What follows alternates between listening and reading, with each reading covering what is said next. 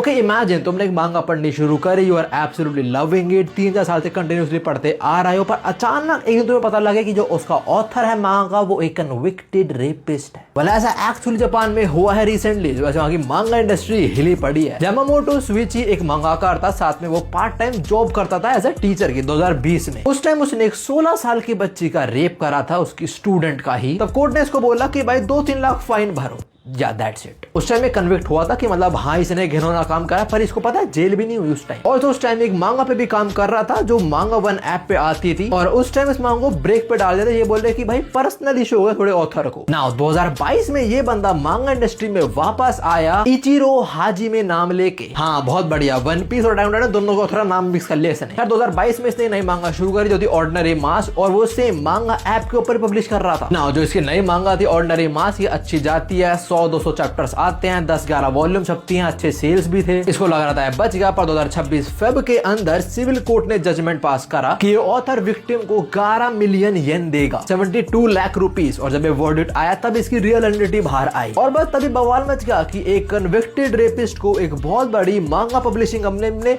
पास छुपा के बैठी हुई थी। और कौन सी कंपनी? इस कंपनी ने कुछ गॉटेड और आइकॉनिक एनिमे मांगास को प्रोड्यूस करा है, जैसे कि डोरेमोन, पोकेमोन। जो लोग एनिमे देखते हैं उनको भी शोज के बारे में मालूम होगा पक्का। और ये पब्लिशिंग कंपनी शोगाकुकान बनी थी 1922 में, 2 ज्यादा साल हो चुके हैं और अब इन्होंने ये हरकत करी है। लोग ऑफ कोर्स गुस्सा हुए कि एक रिप्यूटेड पब्लिशर एक रेपिस्ट को छुपा रही है। इसलिए बाकी मांगकार भी सारे बात करने लगे, आवाज उठाने लगे भाई ऐसे बात हम काम नहीं करेंगे। सबसे ज्यादा वायरल मैंने वन पंच मैन के जो ऑथर है उनका ट्वीट देखा था। देखो बहुत अच्छी बात है, बड़े बड़े authors are standing against this, but एक सच बात बताऊं, जब इंडस्ट्री में ऐसा कुछ होता है ना, तो जो बड़े खिलाड़ी होते हैं उनको ना मालूम होता है एक्चुअली। मैं ये नहीं कह रहा कि वन पंच मैन के जो ऑथर हैं उनको पहले से पता था, पर मैं ये कह रहा हूँ कि लोगों को पहले से मालूम हुआ, कुछ लोगों को तो पहले से मालूम होगा, बट ऑफ कोर्स मुंह क्यों खोल लेंगे, और हमने बड़े बड़े कॉन्ट्रैक्ट गंवाने थोड़ी हैं। पर अब जब पब्लिक सामने सब कुछ आ ही चुका है तो अच्छा इंसान तो बनना पड़ेगा ना भाई, हम इनके अगेंस्ट है भाई, हम तो काम नहीं करेंगे। और तो कुछ लोग ये बोल रहे हैं कि इन चीजों के होने का बहुत बड़ा कारण होता है हैन